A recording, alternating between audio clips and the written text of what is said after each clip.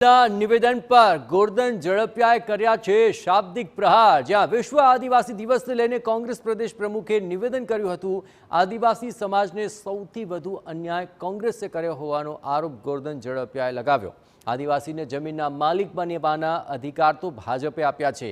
આદિવાસી સમાજ માટે ભાજપે અલગથી બજેટ ફાળવ્યું છે। કોંગ્રેસને છેલ્લા 50 વર્ષમાં આદિવાસી યાદ નહોતા આવ્યા। આદિવાસીઓને અધિકાર આપનાર કોઈ પક્ષ હોય તો તે માત્ર ભાજપ જ છે। આ જે રીતે કરી રહ્યા છે, આદિવાસી દિવસ એક દિવસે જ આદિવાસી યાદ આવે છે, 50 વર્ષ આદિવાસી યાદ ના આવે।